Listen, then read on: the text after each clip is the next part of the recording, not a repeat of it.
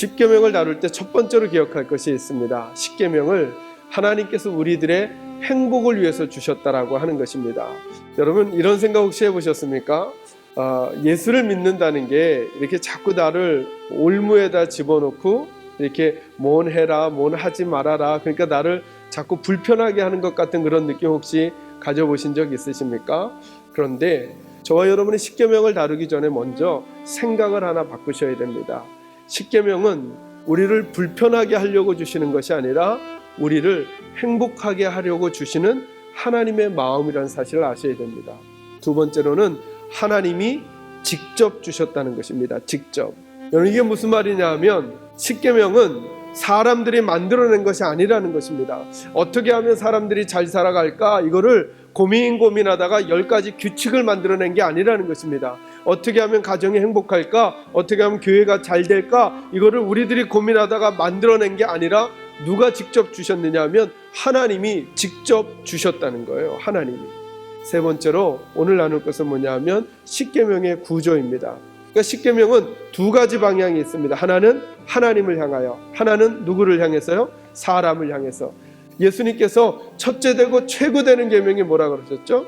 너희의 마음과 뜻과 힘을 다하여 누구를 사랑하고요? 하나님을 사랑하고, 그리고 나서 내 이웃을 내 몸과 같이 사랑하라. 예수님이 말씀하셨죠? 하나님 사랑과 이웃 사랑. 그래서 바른 믿음의 삶이란 하나님을 잘 섬기는 것과 사람들을 잘 섬기는 것 두 가지가 함께 가는 것입니다. 우리가 좋은 남편이 되어야 되는 이유 여기에 있습니다. 우리가 좋은 아내가 되어야 하는 이유 여기에 있습니다. 우리가 좋은 이웃이 되어야 하는 이유 여기에 있습니다. 우리가 좋은 부모가 되어야 하는 이유가 여기에 있습니다. 마지막 네 번째로 십계명 서론. 오늘은 그 서론의 내용을 좀 다룰 텐데 하나님의 첫 번째 말은 2절입니다. 3절이 아니라. 거기에 보면 십계명의 서론에 세 가지를 기억해 주십니다. 첫째로는 하나님이 누구인지를 밝혀주십니다. 여러분 2절을 잘 보십시오. 2절에 하나님이 말씀하시면서 하나님이 누군지를 선언하십니다. 나는 누구누구이다. 여러분, 그래서 믿음이라고 하는 것은 뭐냐 하면 하나님이 누구인지를 알아가는 게 믿음입니다. 믿음이 좋은 사람은 특징이 있습니다. 여러분이 지금 이 시간에 점검하셔도 됩니다. 내가 믿음이 좋은가 아니면 아직 안 좋은가, 어느 단계인가를 이해하고 싶으시면 여러분에게 이렇게 물어보십시오. 나는 하나님을 누구라고 생각하는가?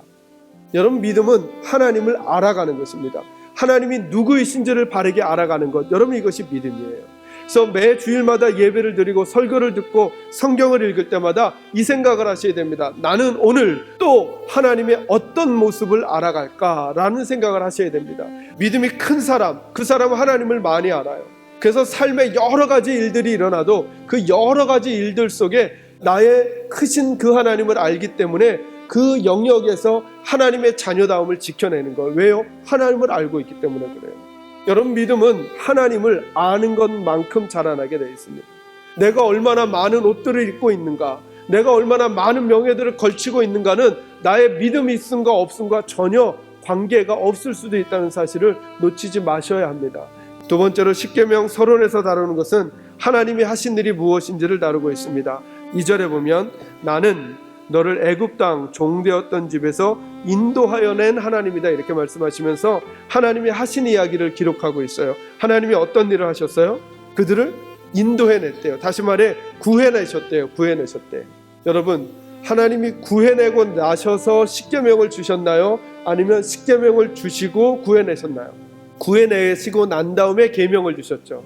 우리 사람들에게 이런 생각이 자꾸 있어요. 하나님의 계명을 지켜야 구원을 받을 수 있다고 생각해요. 이 말이 무슨 말이냐 하면 여러분이 아무리 십계명을 지켜도 구원을 받을 수는 없어요. 십계명은 구원을 받도록 주신 게 아니에요. 십계명에 나타나 있는 10가지 계명을 아무리 잘 지켜도 구원을 받을 수는 없어요. 십계명은 구원을 받기 위하여 주신 게 아니라 구원받은 사람들이 어떻게 복되게 살아갈 수 있는지를 알려주시는 말씀이거든요. 그 여러분, 저와 여러분이 먼저 십계명을 다루기 전에 넘어가야 될 선이 하나 있어요. 그게 뭐냐 하면 여러분들이 예수를 믿으셔야 한다는 거예요. 여러분, 예수님을 믿지 아니하면 이 계명이나 명심보감이나 다를 게 하나도 없어요. 그러면 구원은 무엇으로만 받는가? 구원은 오직 믿음으로만 받습니다. 세상은 착해지면 구원받을 수 있을 거라고 생각합니다. 아니요, 구원은 착해져서 받는 게 아닙니다. 구원은 오직 은혜로만 받습니다. 믿음으로만. 마지막 세 번째로 십계명 서로는 우리가 누구인지를 다시 한번 언급해 주십니다. 우리는 2절 말씀에 보니까 종되었던 사람이다 이렇게 말해요. 이게 무슨 말입니까? 우리가 주인이 아니라 하나님이 주인이시라는 거예요. 오직 하나님만이 주인이 되십니다. 그러므로 우리는 계명을 만드는 자가 아니라 계명에 순종하는 자가 되어야 합니다. 우리 가정 어떻게 살아갈까? 내가 계명을 만들면 안 됩니다. 하나님의 계명을 우리 가정에 적용해야 합니다. 저는 이 십계명을 다루면서 저와 여러분이 하나님이 우리 개인에게, 우리 가정에게, 우리 교회에게 원하시는 모습이 무엇인지를 더 명확히 알아가면서 그 걸음을 걸어가는 귀한 전환의 계기가 우리 모두에게 찾아오시기를 주의 이름으로 축원합니다.